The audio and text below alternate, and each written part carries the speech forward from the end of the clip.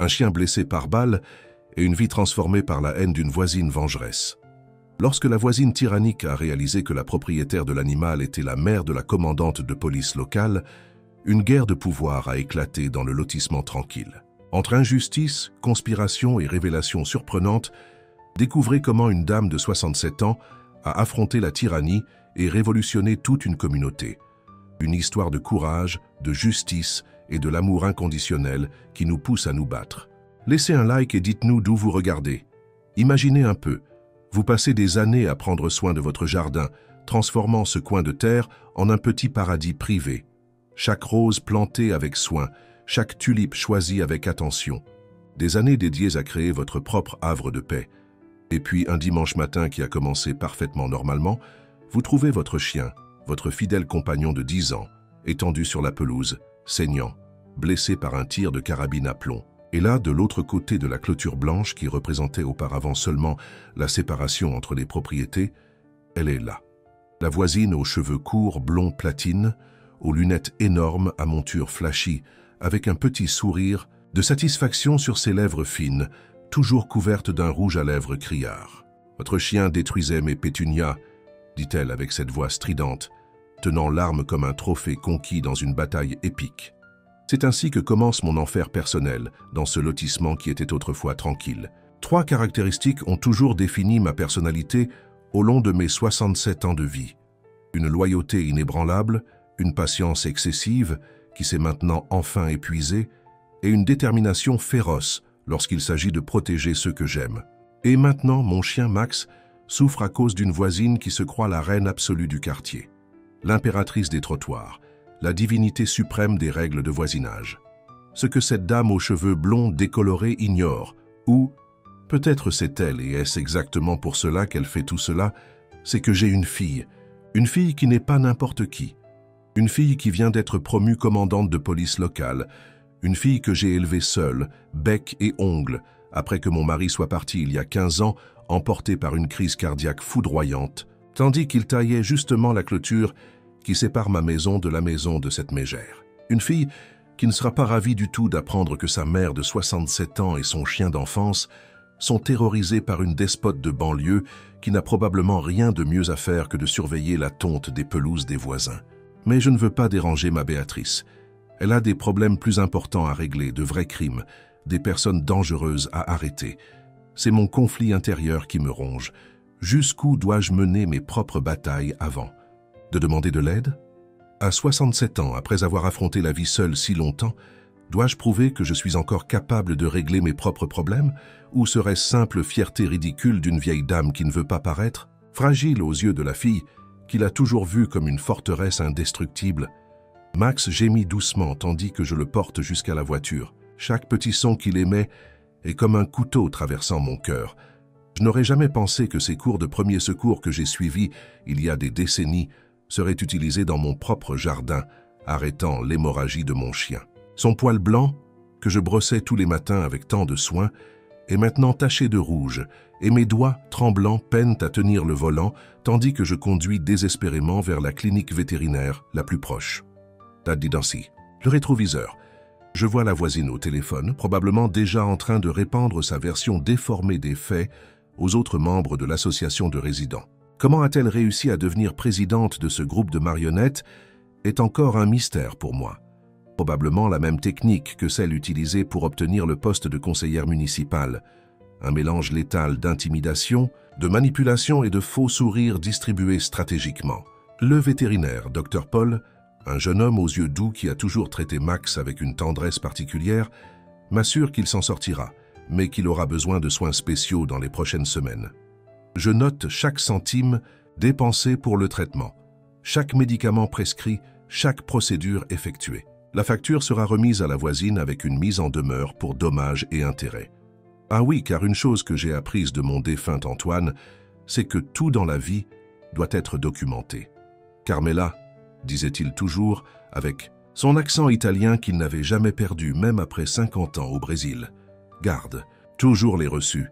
La vie est un grand compte à rendre. Et j'ai gardé, tous. Quand je retourne à la maison épuisé émotionnellement, je trouve un avis de l'association de résidents collé à la porte avec un ruban adhésif trop fort qui arrache un morceau de peinture quand j'essaie de l'enlever. Un autre dommage à ajouter à la liste. L'avis imprimé sur papier à en-tête, avec le logo ridicule que la voisine elle-même a dessiné, quelque chose qui ressemble à un mélange de couronnes et de maisons mal dessinées, informe que mon jardin est non conforme aux standards esthétiques de la communauté et que j'ai 15 jours pour remédier à la situation avant que des amendes journalières ne commencent à être appliquées. La présidente de l'association? Devinez un peu, ma chère voisine tireuse, Madame Véronique Montaigne, maintenant aussi connue sous le nom de conseillère Montaigne, comme elle tient à être appelée même quand elle va chercher le pain à la boulangerie. Ce qu'elle ignore, ou peut-être le sait-elle et s'en moque simplement, c'est que les traditions de jardinage de ma famille italienne sont séculaires. Chaque plante a une signification. Chaque arrangement raconte une histoire. Le basilic n'est pas là uniquement parce qu'il est aromatique, mais parce qu'il symbolise la fertilité et la protection du foyer. Les roses rouges ne sont pas seulement belles, mais représentent l'amour qu'Antoine et moi avons partagé pendant 4 décennies. Ce jardin n'est pas seulement une décoration ou un hobby de vieille dame. C'est ma connexion avec mes ancêtres, mon cordon ombilical lié aux racines restées de l'autre côté de l'océan. Une tradition qui ne me laissera certainement pas intimider par une association de résidents sans âme, dirigée par une femme dont le jardin est aussi artificiel que son sourire. Cette nuit-là, je ne parviens pas à dormir. Max, normalement, blotti au pied de mon lit, est à la clinique vétérinaire, et la maison semble terriblement vide sans ses ronflements doux et le bruit de ses pattes dans le couloir pendant la nuit. Je m'allonge sur la véranda regardant les étoiles, et je me demande comment nous en sommes arrivés là. Comment un lotissement autrefois amical, où les voisins échangeaient des recettes et s'occupaient des plantes les uns des autres pendant les voyages, s'est transformé en ce champ de bataille silencieux, où chaque centimètre non conforme est un motif de notification et d'amende. Le lendemain matin, tandis que j'arrosais manuellement mes plantes, le système d'arrosage automatique a été jugé visuellement intrusif. Par l'association, il y a 6 mois, je vois Madame Thérèse, ma voisine d'en face, me faisant discrètement signe. Madame Thérèse, avec ses 75 ans et une énergie enviable, a été la première à m'accueillir quand j'ai emménagé ici, il y a plus de 30 ans. Elle traverse la rue avec sa démarche caractéristique, légèrement penchée vers la droite à cause d'une vieille chute, mais toujours déterminée. « J'ai appris pour Max, dit-elle, sa voix basse comme si nous partagions un secret d'État. Cette femme a finalement dépassé les bornes. Je découvre alors que je ne suis pas la seule victime de la tyrannie de Madame Montaigne. D'autres, voisins âgés, souffrent de ces règles absurdes et amendes arbitraires. Monsieur Joachim, 82 ans, a dû enlever la balançoire qu'il avait installée pour ses arrière-petits-enfants parce que les équipements récréatifs ne sont pas autorisés dans les zones frontales. Madame Claire, veuve depuis quelques mois, a été notifiée parce que la couleur du deuil de ses rideaux, un gris doux, n'était pas dans la palette approuvée par l'association. Un groupe de résistance se forme naturellement chez Madame Thérèse cet après-midi-là. Avec de la tisane à la camomille et des biscuits à la cannelle qu'elle a elle-même préparés, une recette que l'association a tenté d'interdire. Parce que l'arôme interférait avec l'équilibre olfactif de la communauté, nous planifions notre défense. Nous sommes 5 au départ. Moi, Madame Thérèse, Monsieur Joachim, Madame Claire et Madame Marguerite, une professeure retraitée qui a reçu une notification pour donner des cours particuliers à la maison. Activité que Madame Montaigne a qualifiée de utilisation commerciale inappropriée de propriété résidentielle. Pendant cette première rencontre de ces veuves rebelles, comme nous nous sommes surnommés, bien que toutes ne soient pas veuves, mais le nom sonnait bien et est resté, arrive la nouvelle qui nous noue l'estomac simultanément. La voisine tyrannique a été officiellement élue conseillère municipale de la ville. La nouvelle arrive par le petit-fils de Madame Thérèse, un jeune journaliste du petit journal local qui répond au téléphone, puis nous informe le visage pâle. Maintenant, le pouvoir de Madame Montaigne dépasse les limites du lotissement et s'étend à toute la ville. Notre petit groupe entre dans une panique, momentanée. Elle va transformer la ville entière en un lotissement aux règles absurdes, murmure Monsieur Joachim, sa main tremblant légèrement, tandis qu'il tient sa tasse de thé. « Et qu'allons-nous faire » demande Madame Claire, son visage encore marqué par la tristesse récente, mais maintenant aussi par l'inquiétude. C'est Madame Marguerite, avec sa posture de professeur qui a affronté des générations d'élèves difficiles, qui répond « Nous allons faire ce que nous avons toujours fait face aux tyrans à travers l'histoire, documenter, organiser et résister. Les semaines suivantes sont d'une activité intense pour notre groupe, qui grandit rapidement. À chaque nouvelle règle absurde imposée par la conseillère Montaigne, plus de résidents rejoignent les veuves rebelles. Nos rencontres doivent maintenant avoir lieu dans la salle paroissiale, gentiment prêtée par le père Robert. Un autre qui a eu des problèmes avec l'association lorsqu'il a voulu installer un banc sur le trottoir pour que les personnes âgées puissent se reposer en allant à la messe.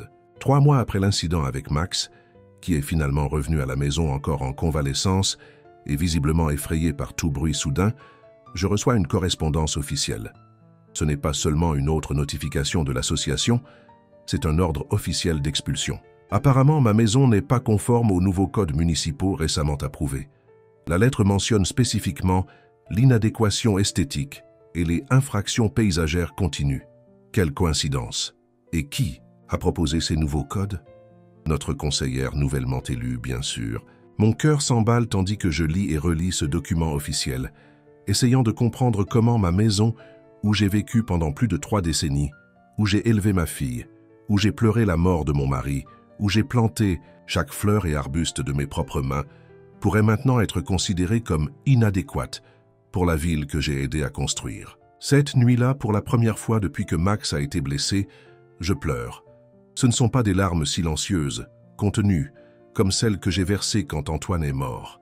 Ce sont des sanglots de rage, d'une indignation profonde qui secoue tout mon corps. Max, encore fragile, se traîne jusqu'à moi et pose sa tête sur mes genoux, ses yeux sombres fixés sur les miens, comme pour dire « Nous sommes ensemble là-dedans ».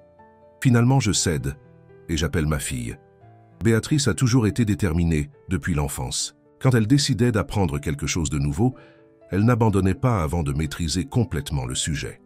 C'est ainsi qu'elle est devenue commandante à 42 ans, battant tous les records du département. Sa voix, quand elle répond, sonne fatiguée. Je raconte tout, du tir sur Max jusqu'à l'ordre d'expulsion, essayant de contrôler le tremblement dans ma voix. Elle écoute en silence et sa réponse me surprend. « Je ne peux pas intervenir officiellement, mère. Je suis sous enquête interne pour présumé favoritisme. » « Toi, favoritisme? Toi, la personne la plus éthique que je connaisse? » Les mots sortent avant que je ne puisse les retenir. « Quelqu'un a déposé une plainte formelle juste après ma promotion, » explique-t-elle, sa voix maintenant plus basse. « Ils allèguent que mon avancement de carrière a été le résultat de connexions politiques, pas de mérite. » « Qui ferait ça ?» je demande, mais au fond de mon estomac, je sens déjà la réponse se former. La plainte est officiellement anonyme, mais elle hésite. Mais officieusement. Officieusement, la lettre de la plainte est identique à une requête récemment faite par une conseillère municipale nouvellement élue, une certaine Montaigne. C'est comme si toutes les pièces du puzzle s'assemblaient enfin. Je découvre alors que la conseillère a déposé une plainte contre ma fille, alléguant abus de pouvoir juste après sa promotion. Coïncidence? Évidemment pas. Maintenant, je comprends le véritable jeu qui se joue ici. Il ne s'agit pas de mon jardin ou de mon chien. Jamais. C'est une vengeance élaborée contre ma fille qui, il y a des années, alors qu'elle n'était qu'une jeune policière, avait verbalisé Madame Montaigne pour excès de vitesse devant l'école locale. Une amende que la future conseillère a tenté par tous les moyens d'annuler, alléguant qu'elle rendait service à la communauté en apportant des dons à la bibliothèque scolaire. Cette révélation change tout. Je ne défends pas seulement mon foyer. Je protège la carrière de ma fille, la réputation qu'elle a bâtie au fil d'années de travail acharné et de dévouement.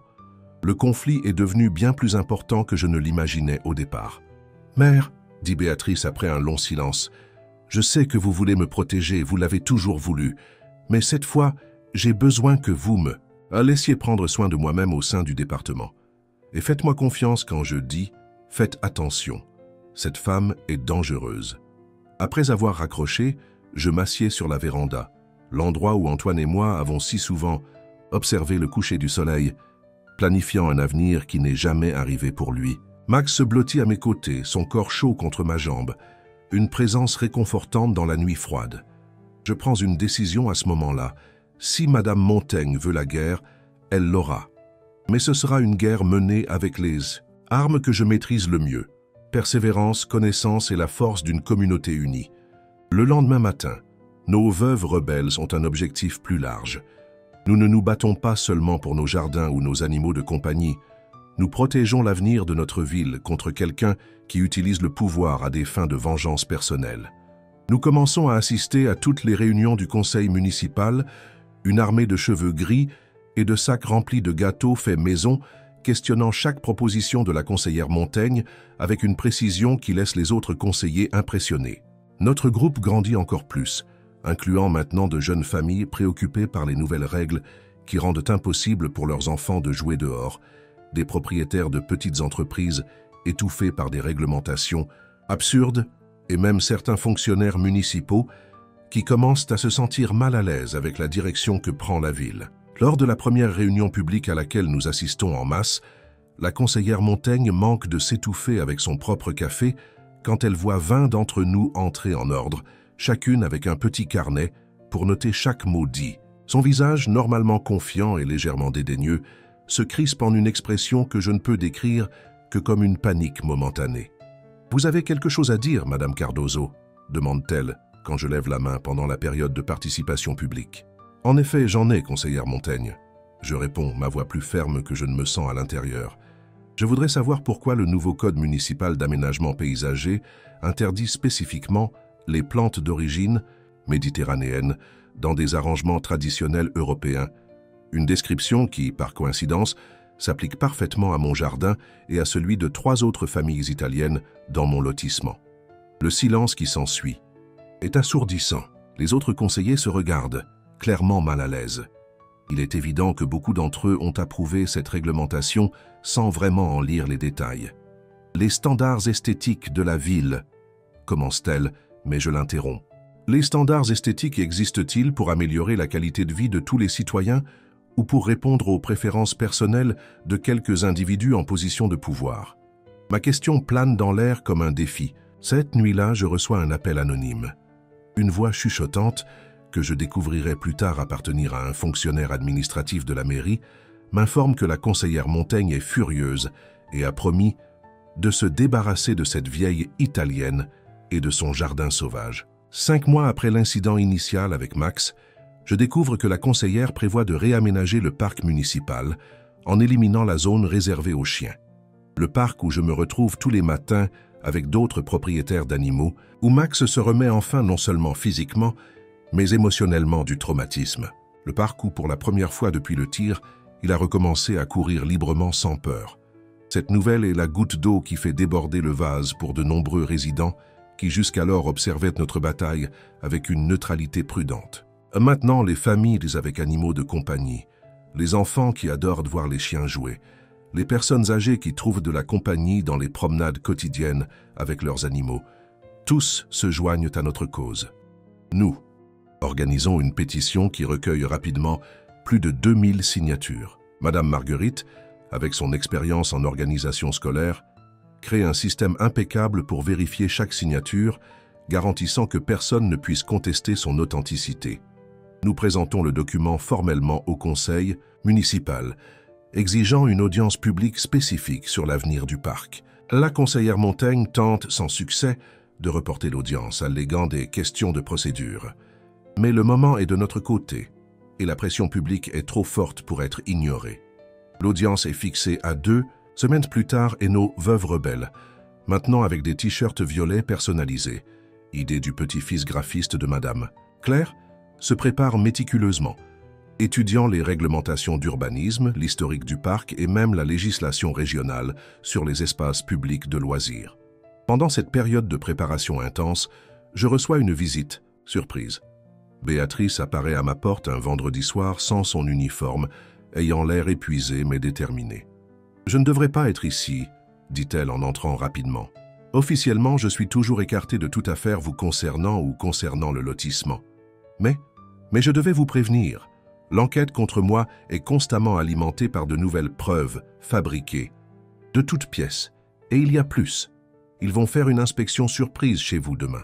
Ils cherchent n'importe quoi qui puisse justifier l'expulsion. »« Comment avez-vous su ça ?» je demande, lui servant un café fort, comme elle l'a toujours aimé depuis son adolescence. J'ai des amis qui me font encore confiance au département. « Mère, soyez prudente. Cette femme est dangereuse. Le lendemain, lorsque les inspecteurs municipaux arrivent, accompagnés par la conseillère Montaigne elle-même qui sourit avec cette satisfaction morbide qui est devenue sa marque de fabrique, je suis prête. Ma maison est impeccable. Chaque plante de mon jardin est identifiée par de petites plaques éducatives expliquant leur signification culturelle et historique, idée brillante de M. Joachim, un professeur d'histoire à la retraite, et j'ai tous les documents originaux de la propriété organisés chronologiquement sur une table sur la véranda. Soyez les bienvenus, dis-je aux inspecteurs, leur offrant de la limonade maison qu'ils refusent nerveusement sous le regard. Vigilant de la conseillère, ma maison est ouverte à l'inspection, tout comme mon cœur est ouvert à un dialogue constructif sur l'avenir de notre communauté. La conseillère Montaigne lève les yeux au ciel tandis que les inspecteurs commencent leur travail méticuleux. Elle s'attendait clairement à trouver une vieille dame effrayée, pas une femme confiante, entourée d'un dossier de documents organisés et d'un chien qui, bien qu'encore avec des marques visibles du tir, aboie maintenant joyeusement aux visiteurs. Pendant cette inspection surprise, ordonnée par l'association et supervisée personnellement par la conseillère, je fais une découverte choquante. Tandis que les inspecteurs examinent mon jardin, j'entends la conseillère au téléphone, parlant à voix basse mais pas assez basse. Oui, dès que nous aurons réussi à faire partir les résidents problématiques, surtout dans le secteur, et la valeur des propriétés va flamber.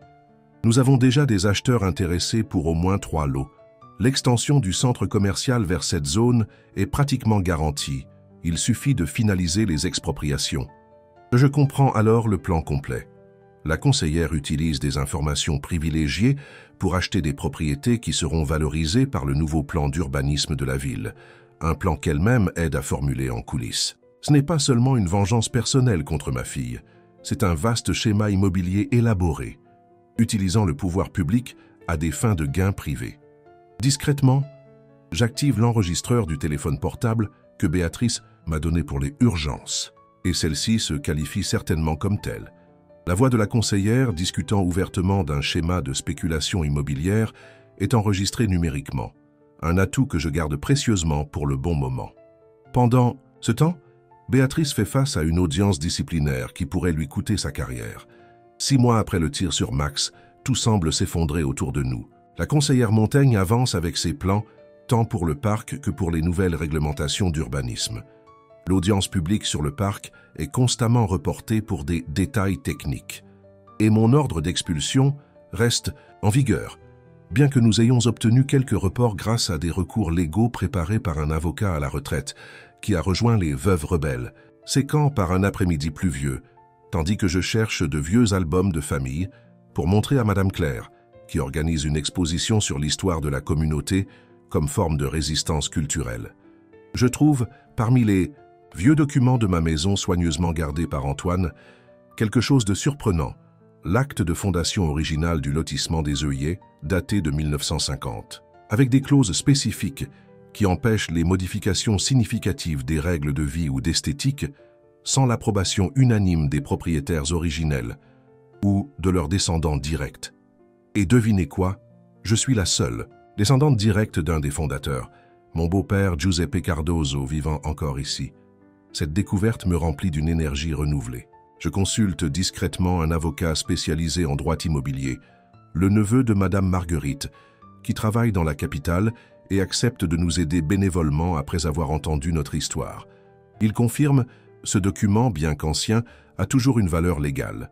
Les clauses fondatrices du lotissement ont préséance sur les réglementations ultérieures, à moins qu'elles n'aient été formellement abrogées, ce qui n'est jamais arrivé. Armé de ce document historique, soigneusement restauré et authentifié chez un notaire, je me prépare pour l'affrontement final. L'audience publique sur le parc est finalement fixée, après une pression continue de la population et de quelques conseillers de l'opposition qui ont commencé à percevoir le potentiel politique de soutenir notre cause. Le jour de l'audience, la salle municipale est bondée comme jamais auparavant. Les Veuves Rebelles, maintenant un groupe de près de 50 personnes, occupent les premières rangées, toutes avec leurs t-shirts violets, certaines tenant des photos de leurs animaux qui seraient affectés par l'élimination de la zone pour chiens dans le parc. Familles avec enfants, jeunes écologistes, commerçants locaux. La salle est une mosaïque de la diversité de notre ville. La conseillère Montaigne entre avec son groupe habituel de partisans, tous avec des expressions sérieuses et des dossiers remplis de documents qui, j'imagine, contiennent des statistiques manipulées et des arguments techniques pour justifier le réaménagement du parc. Elle me regarde brièvement, son sourire habituel remplacé par une expression tendue. Quelque chose dans ma posture a dû envoyer une alerte. La vieille Italienne n'a pas l'air vaincue comme elle devrait l'être. Après les présentations, sa initiale, où les représentants de la mairie montrent des diapositives impressionnantes du nouveau parc moderne, sans aucune mention de l'élimination de la zone pour chiens, arrive le moment des interventions publiques. Comme prévu, diverses personnes se présentent, depuis des enfants qui lisent des lettres sur combien ils aiment voir les chiens jouer dans le parc, jusqu'à des vétérinaires locaux qui expliquent l'importance des espaces de socialisation canine. Finalement, c'est mon tour. Je marche lentement jusqu'au microphone, sentant le poids de chaque pas, la responsabilité des attentes placées en moi. Max devrait être à mes côtés, son corps poilu comme soutien moral, mais les règles municipales ne permettent pas les animaux dans l'enceinte. Une autre réglementation récemment approuvée, sous l'influence de la conseillère. « Bonsoir à tous !» Je commence, ma voix étonnamment ferme. Mon nom est Carmela Cardozo, j'ai 67 ans et je vis dans cette ville depuis plus de 3 décennies. Je suis ici non seulement en tant qu'amante des chiens ou jardinière passionnée, mais en tant que citoyenne, préoccupée par la direction que prend notre communauté. Je fais une pause, regardant directement la conseillère Montaigne, qui remue inconfortablement ses papiers. Récemment, nos traditions, nos espaces communautaires et même nos foyers ont été menacés au nom du progrès et de l'esthétique urbaine. Mais aujourd'hui, je ne suis pas venu parler seulement du parc ou de mon jardin. Je suis venu parler d'éthique, de transparence et du véritable sens du service public. La salle devient silencieuse, tous les yeux fixés sur moi. Une dame, aux cheveux gris, qui à ce moment-là sent la force de générations de femmes italiennes couler dans ses veines. Avant de discuter de l'avenir de notre parc, je voudrais porter à la connaissance du public 2 documents importants. Je sors de mon sac d'abord la copie authentifiée de l'acte de fondation original du lotissement. Ceci est le document fondateur du lotissement des Oillets, signé en 1950 par 5 familles, dont mon beau-père Giuseppe Cardozo. Il contient une clause spécifique qui empêche les modifications significatives des règles de vie ou d'esthétique sans l'approbation unanime des propriétaires originels ou de leurs descendants directs. Je remets le document au secrétaire municipal qui l'examine avec un intérêt sincère. La conseillère Montaigne se lève brusquement. C'est sans rapport avec la discussion sur le parc municipal. Nous nous écartons du sujet. Le président de séance, un homme âgé qui jusqu'alors semblait intimidé par la conseillère, retrouve sa voix. Je crois que la citoyenne a le droit de présenter les documents qu'elle juge pertinents. Veuillez continuer, Madame Cardozo. Merci, dis-je, retirant maintenant de mon sac une clé USB. Cet appareil contient un enregistrement réalisé lors d'une inspection officielle à ma résidence où la conseillère Montaigne discute ouvertement d'un schéma de spéculation immobilière impliquant des propriétés qui seront affectées par le nouveau plan d'urbanisme, plan qu'elle-même aide à formuler en coulisses. Le visage de la conseillère pâlit visiblement. Elle tente à nouveau d'interrompre, mais maintenant d'autres voix se joignent, exigeant que l'enregistrement soit écouté. Le technicien son connecte la clé USB au système et bientôt, la voix inimitable de la conseillère résonne dans la salle, discutant d'achats stratégiques de propriétés et de la suppression de résidents problématiques. Quand l'enregistrement se termine, le silence est brisé par un murmure qui grandit rapidement en volume. La conseillère tente d'expliquer qu'elle discutait seulement de possibilités théoriques, mais il est trop tard. Le masque est tombé. Un jeune journaliste, que je reconnais comme le petit-fils de Madame Thérèse, s'approche rapidement, enregistreur à la main, posant des questions sur le schéma immobilier. D'autres conseillers, sentant le vent tourner, commencent à se distancier visiblement de leurs collègues maintenant acculés. C'est le moment parfait pour mon coup de maître. Et maintenant, revenons au sujet original de cette audience. Notre cher parc municipal. Je voudrais proposer non seulement le maintien de la zone pour chiens, mais son agrandissement et sa modernisation en faisant un espace modèle de coexistence entre humains et animaux. Et je suggère que ce projet soit nommé Espace Max, en hommage non seulement à mon chien, qui a survécu à un tir de carabine à plomb tiré par quelqu'un qui abuse du pouvoir, mais à tous les animaux qui apportent joie et compagnie aux citoyens de cette communauté. La proposition est accueillie par des applaudissements enthousiastes, et le président de séance, maintenant visiblement ému, déclare que la suggestion sera formellement incluse dans le procès-verbal et soumise au vote lors de la prochaine séance du Conseil. La conseillère Montaigne quitte rapidement la salle, entourée d'assistants préoccupés et suivie par des journalistes insistants. Son empire commence à s'effondrer cette nuit-là. 8 mois après l'incident avec Max, le vent tourne enfin. L'enquête contre Béatrice est classée sans suite quand d'autres policiers, inspirés par le courage démontré lors des audiences publiques, commencent à témoigner de l'obsession de la conseillère à la persécuter après cette amende de circulation il y a des années. Béatrice est formellement réintégrée à son poste de commandante avec des excuses officielles du département. Le plan immobilier secret de la conseillère est complètement révélé, exposé dans une série de reportages d'investigation publiés par le journal local, écrit par le talentueux petit-fils journaliste de Madame Thérèse, qui gagnerait plus tard un prix régional pour ce travail. Les reportages révèlent un schéma complexe, impliquant non seulement la conseillère, mais aussi des entreprises de construction et des spéculateurs immobiliers intéressés à transformer notre ville tranquille en un centre commercial sans personnalité. 9 mois après le tir qui a changé nos vies, dans un rebondissement que même le plus optimiste de nos alliés n'aurait prévu, la conseillère Montaigne démissionne de son poste au milieu du scandale croissant. L'association de résidents du lotissement des œillets convoque de nouvelles élections. Et qui est élue présidente? Moi. Carmela Cardozo, âgée de 68 ans tout juste fêtée, je deviens la leader dont notre lotissement avait besoin. Pas une dictatrice de règles arbitraires, mais une médiatrice qui valorise autant l'esthétique que le bien-être et la liberté individuelle.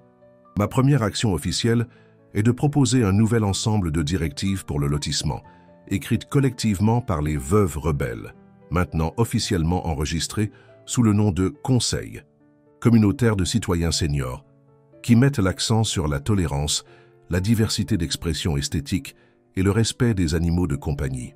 Le document est approuvé à l'unanimité, avec une seule abstention.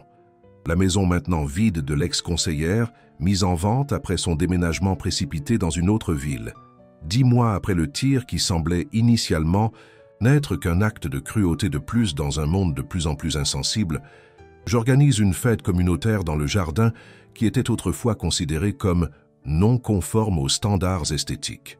Des familles de tous âges se rassemblent, les enfants courent sur la pelouse, les adolescents aident les personnes âgées à se servir à la table des mets, tous préparés par les membres de la communauté, chaque plat représentant une tradition culturelle différente. Et Max complètement rétabli, court de personne en personne recevant l'affection de tous et distribuant des léchouilles généreuses. Béatrice arrive à la fête portant son uniforme de commandante. Un choix délibéré qui ne passe pas inaperçu. Elle communique visuellement que le pouvoir peut et doit être utilisé pour protéger, pas pour opprimer.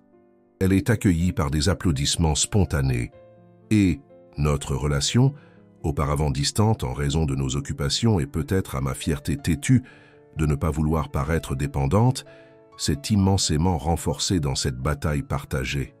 L'ex-conseillère Montaigne.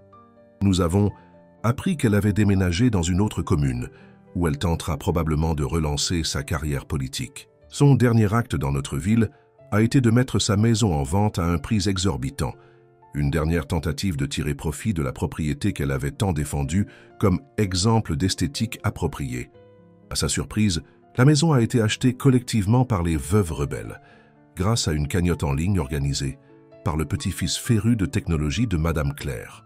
La propriété a été transformée en centre communautaire, avec une zone spéciale pour la zoothérapie et des cours gratuits de jardinage écologique pour enfants défavorisés.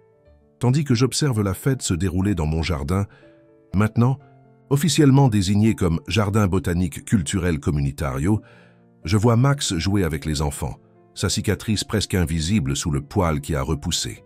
Je vois Béatrice sourire sincèrement pour la première fois depuis des mois, ses épaules enfin libérées du poids de l'injustice. Je vois mes amies veuves rebelles, chacune contribuant à sa manière à cette nouvelle communauté que nous construisons.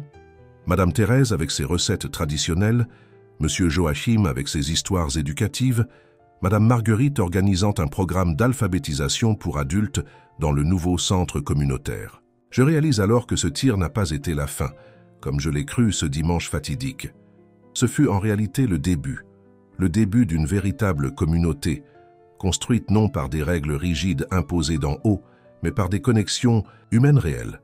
Le respect mutuel et un désir partagé de créer un espace où tous, humains et animaux, jeunes et vieux, traditionnels et modernes, puissent coexister harmonieusement. Et quant à la carabine à plomb qui a failli coûter la vie à mon fidèle compagnon, eh bien, elle a été récupérée pendant l'enquête de police, et après la clôture de l'affaire, Béatrice a obtenu qu'elle soit libérée comme preuve. Maintenant, elle est encadrée sur le mur principal de notre centre communautaire, encapsulée dans un présentoir transparent, avec une plaque simple mais puissante qui dit « Parfois, il faut une attaque pour déclencher une révolution ». Quand les gens visitent notre lotissement maintenant et voient cette arme entourée de photos de la transformation de la communauté et de témoignages des résidents, beaucoup demandent comment nous avons réussi à transformer quelque chose d'aussi négatif en un symbole de renaissance. Ma réponse est toujours la même. Les mots que mon Antoine me disait dans les moments difficiles « Carmela, la vie va te frapper souvent. Ce qui compte, ce n'est pas combien de fois tu tombes, mais comment tu te relèves et ce que tu construis à partir des décombres. » Et nous avons construit quelque chose de beau à partir des décombres d'une tyrannie locale. Quelque chose qui, j'espère, inspirera d'autres communautés à résister, à s'unir, à se battre pour ce qui est juste, pas avec violence ou haine, mais avec détermination, solidarité et la sagesse que seules les années peuvent apporter. Je regarde Max, son museau maintenant partiellement blanc avec l'âge, et je souris.